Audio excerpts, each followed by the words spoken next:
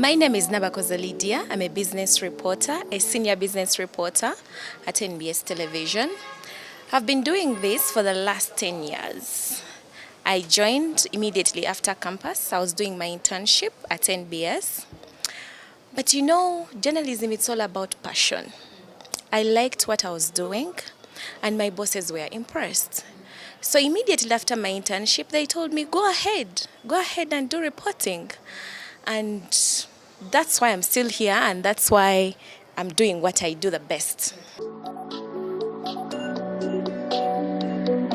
I did so many stories. You know, when you're joining, you don't know what you want, you don't know what to do, but you need guidance. I did politics. I hated politics. I did not like politics at all.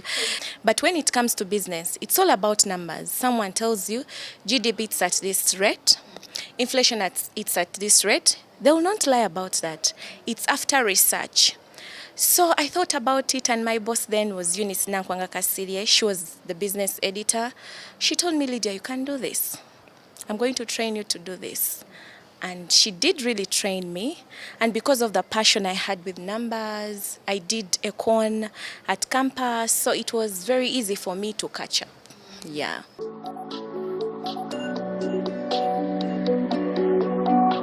You have to understand the basics, and you have to do a research before. If before it was 3.5 and today is 4.5, what are the reasons behind that increment, the increase? What's all about that? Why then was 3.5% and why now it's 4.5%? After doing your research, you understand the idea. Then you have to think about the people you're going to interview. You're going to Uganda Bureau of Statistics. Of course, you're going to get the figures. You're going to get all the facts you need. After that, you have to understand and get, so what? That's where the question. So if they have released this, so what? You have to think about the next person you're going to interview. A trader. For example, in Nakasero, those ones who are selling food crops. So you go to them, ask them. Those are the things you have to think about before even going to the field. So you plan, will you be able to interview those traders? Because sometimes it's very hard to interview the traders, but you have to approach them very well. They have their own right. If someone says no, they mean no, and don't even bother.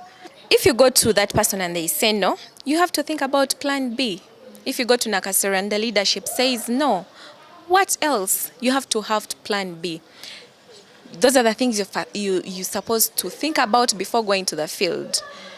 Then after talking to traders, you have to think about the people who are going to buy, you yourself. You get? Because if, for example, you used to buy banana at 300 shilling, and there is an increment of 4.5%. That means you, a consumer, you're going to pay more. That is 4.5%.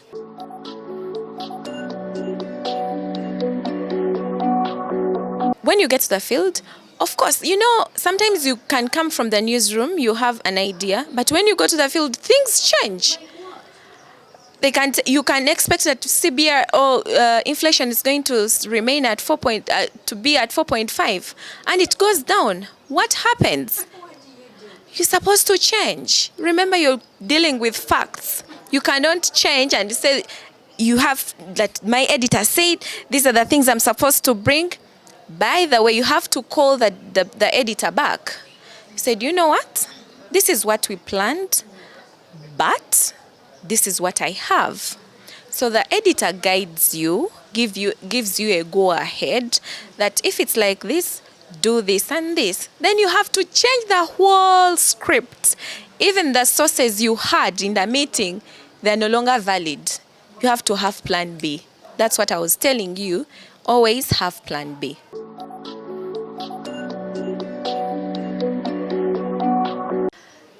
Business, you have to relate it to your audience. You get. I can give you another example, like Bank of Uganda can release central bank rate. And now it's at 7%. For the benefit of Central bank rate is the rate at which commercial banks gets money from Bank of Uganda. You know the system how it works.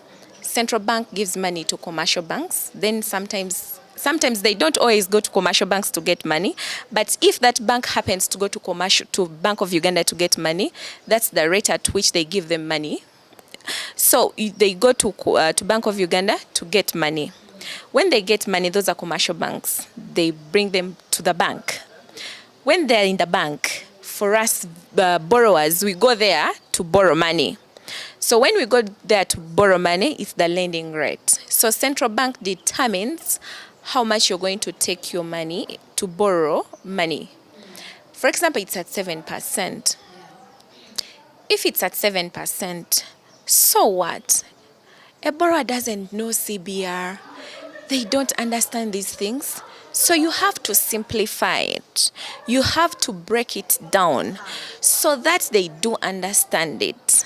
You can even talk to real estate people because they do borrow a lot from commercial banks. You talk to them. The effects of having 19.9% as lending rate to their business. If you're renting, if landlord gets money at 19.9%, that means rent is going to be very high. You get? So that's how you break it down. You talk to the landlord, is the person who gets money from commercial banks. They'll tell you, the rentals are very expensive because we get money. The money we get from commercial banks, it's very expensive. After that, after talking to a landlord, you talk to the tenants. That means if you're renting your house, it's at 400,000, then it used to be at 300,000. That means there are some things you can no longer buy. You prioritize. You say this and this and this. After that, those are two sources. You get? After that, you talk to commercial banks. You ask them, why lending rates are still high, yet you get money from Bank of Uganda, it's at a cheaper cost, 7%, but you're giving loans at 19.9%. What does that mean? You see how you've broken down the story so that the person who is renting understands it. That's what I call simplicity.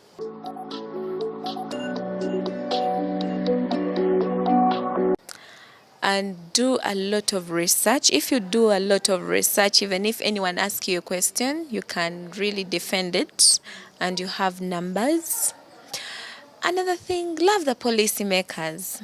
If you don't understand a subject, call.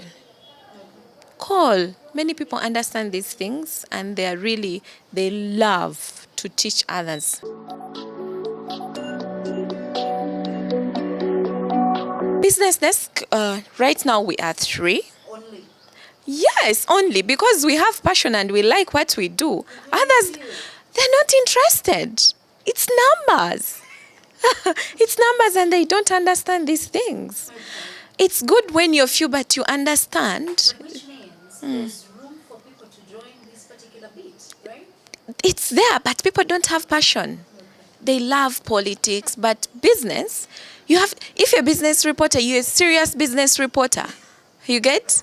You're serious in life. I'm not saying they're not serious, but you're serious. You get? Yeah. Because not everyone does what you do. You get what I mean. It's passion, and sometimes we brag. We are very few. We are two, but we understand the subject. You get? When we report, people understand.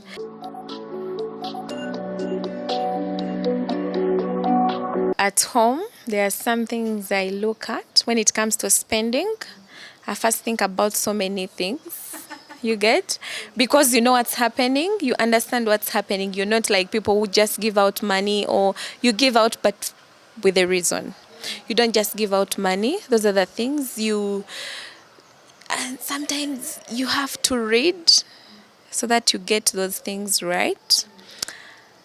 And another thing I love, you meet CEOs and your friends, and you're like, hey, you get, and you know, when you meet CEOs, for example, if you meet CEO of Stanbic Bank, you meet policymakers at Bank of Uganda, they know you by name.